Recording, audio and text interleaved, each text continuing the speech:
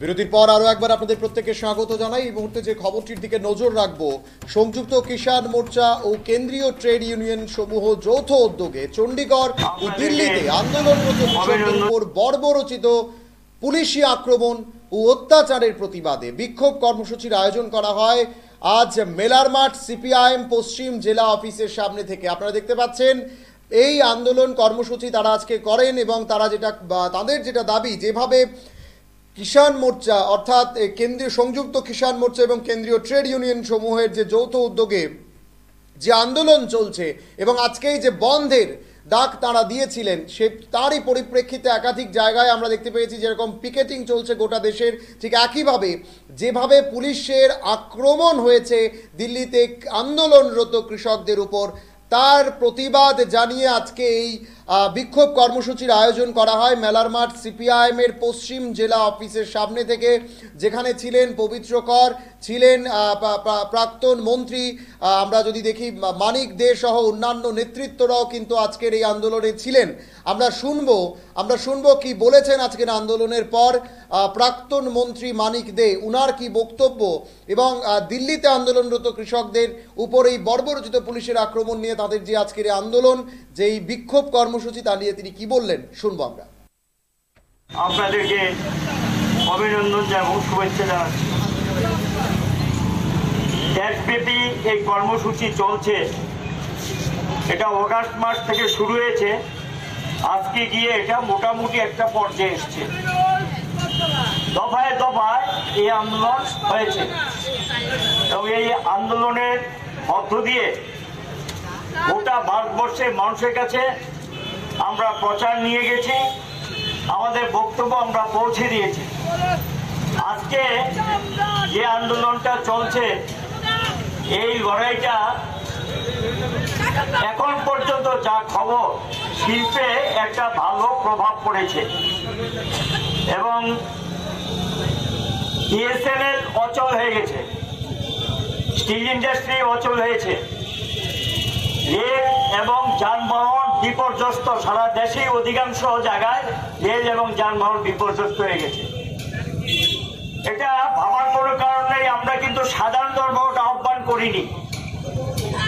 এটার মধ্য দিয়ে মোদী সরকারকে আমরা জানান দিতে চেয়েছি, আপনি যে পথে চলছেন, আপনার সরকার যে পথে চলছে, বিজেপি যে পথে চলছে, এটা বেশি দিন এভাবে চলতে দেওয়া যায় না। মানুষ সহ্য সীমার বাইরে চলে গেছে, শুধু ভাষণের পর ভাষণ দিচ্ছেন, কাজের কাজ কিছু করছেন না।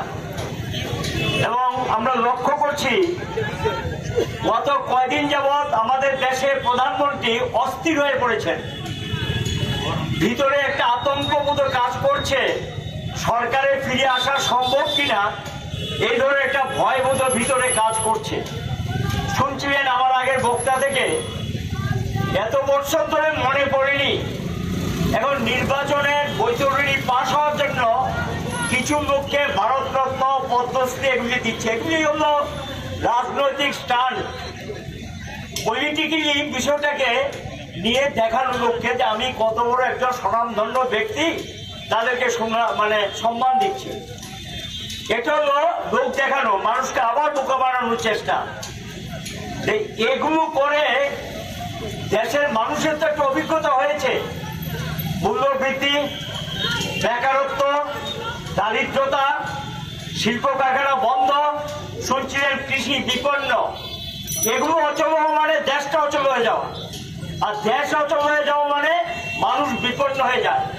সেই বিপন্ন মানুষগুলোকে রক্ষা করার জন্য লড়াই সংগ্রামের অভিজ্ঞতায় নিরিখে ধীরে ধীরে একটা ঐক্য গড়ে উঠেছে, এই ঐক্যবদ্ধ আন্দোলন চলছে। আমাদের কর্মসূচি আমাদের রাজ্যে আমরা নিয়েছি, আমরা আলোচনা করে ঠিক করেছিলাম যে আমরা রাস্তায় আজকে নামবো না, মানুষের বিবেকের উপর ছেড়ে দিচ্ছি। কিন্তু গত ৩-৪ দিন যাবৎ কৃষকের উপর যা করেছেন, এত নির্মম অপরাধ করেছেন, সমস্যা সমাধানের দিকে না গিয়ে তিনি সেখানে তার প্রশাসনকে কাজে লাগিয়ে অত্যাচার শুরু করেছেন। শুনছিলেন কিছু আলোচনা যে কিভাবে এগুলো সংগঠিত করছেন, কার বিরুদ্ধে আপনি যুদ্ধ করছেন, যে কৃষকরা ভারতবর্ষে মানুষের অন্ন যোগায় তাদের বিরুদ্ধে যুদ্ধ করছে। কার বিরুদ্ধে আপনি যুদ্ধ ঘোষণা করেছেন? যে শ্রমিকরা ঘুম থেকে উঠে হাড় ভাঙ্গা পরিশ্রম করে মানুষের সমস্ত কিছু পৌঁছে দেয় এক প্রান্ত থেকে আরেক প্রান্তে, যে শ্রমজীবীরা কাঁচা মালকে অন্যান্য জিনিসে রূপান্তরিত করে তাদের বিরুদ্ধে আপনি যুদ্ধ ঘোষণা করছেন। আপনি কার স্বার্থ রক্ষা করছেন? বুঝতে কি অসুবিধা হয়? এই কথাগুলি বামপন্থী আন্দোলনে তারা বলেছে, বামপন্থী ট্রেড ইউনিয়ন গুলো বলেছে, অন্যান্য ট্রেড ইউনিয়ন বলেছে, কৃষক সংগঠন বলেছে যে এর পিছনে একটা কিছু আছে, ব্যাপক দুর্নীতি। দেশটাকে লুটপাট করে খাচ্ছেন, দুর্নীতিতে নিমজ্জিত হয়ে গেছে বিভিন্ন রাজ্য সরকার এবং কেন্দ্রীয় সরকার। এটা অস্বীকার করার সুযোগ নেই। এরা অন্যের পিছনে সিবিআই ইডি লাগায়, সাহস থাকে তো তাদের এগুলো তদন্ত করো। বিরোধীরা যে সমস্ত অভিযোগ উত্থাপন করেছে এগুলো তদন্ত করো। তদন্ত করলে তারপর সমস্ত কিছু বেরিয়ে আসবে। এই যে গতকাল আমরা এই কথাগুলো বলছি, এই দেশের নির্বাচনী ব্যবস্থাকে প্রভাবিত করছে টাকা দিয়ে, মানুষের জনমতকে কেড়ে নেওয়ার চেষ্টা হচ্ছে। এই রাজ্য 2018 সালে তাই হয়েছে, 2023 সালে তাই হয়েছে। অর্থ দিয়ে মানুষের মনকে প্রভাবিত করা যায় কিনা? নির্বাচনী ফান্ডে তারা অর্থ দিচ্ছে, বন্ডের নামে এই অর্থ যোগান দিচ্ছে। যারা আমার দেশের জনগণের ধীরে ধীরে পরিশ্রমের বিনিময়ে গড়ে তোলা সম্পত্তি গড়ে তুলেছেন, এই সম্পত্তিগুলো তাদের তুলে দিয়েছেন। এটা তো মেনে নেওয়া যায় না। এটি প্রতিবাদ করেছিলাম, সুপ্রিম কোর্টে যাওয়া হয়েছিল, সময় নিয়েছে। 5 জন বিচারপতি চিফ জাস্টিসের নেতৃত্বে ঐক্যমতের ভিত্তিতে বলেছে যে না, ঠিকই তো, এ তো নির্বাচনে যারা টাকা দিচ্ছে, কারা দিচ্ছে তাদের নাম জানার অধিকার জনগণের আছে। কেন এই রাজনৈতিক দলকে দিচ্ছে? ওই বামপন্থীরা তো এই টাকা নেয় না, বামপন্থীরা তো এই টাকা গ্রহণও করে না। কাকে দিচ্ছে? বৃহদাংশ টাকা বিজেপিকে দিচ্ছে। এগুলো প্রকাশ করার জন্য আরটিআই অনেকবার বলা হয়েছে, তথ্য প্রকাশ হয় না। এখন বেরিয়ে আসবে সুপ্রিম কোর্টের নির্দেশের প্রতি তাদের শ্রদ্ধা থাকে, সম্মান থাকে।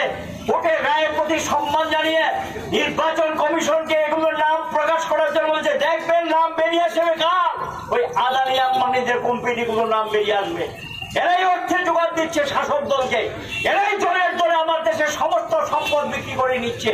এরা বন্দর নিয়ে নিয়েছে, এরা এয়ারপোর্ট নিয়ে নিয়েছে, এরা বিভিন্ন কয়লা খনিগুলো তাদের আয়ত্তে নিয়ে গেছে এবং এয়ার ইন্ডিয়ার মতো সম্পত্তিও নিয়ে গেছে টাটার মতো লোকরা। এরা কার সম্পত্তি? জনগণের সম্পত্তি। কাজেই এরা দেশের মানুষের সঙ্গে বিশ্বাসঘাতক।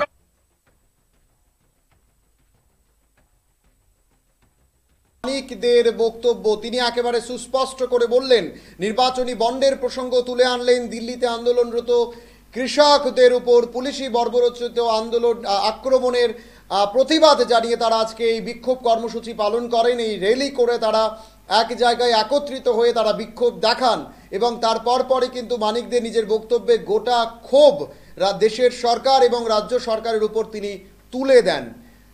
এখন সময় ছোট একটা বিজ্ঞাপন বিরতির, সঙ্গে থাকুন।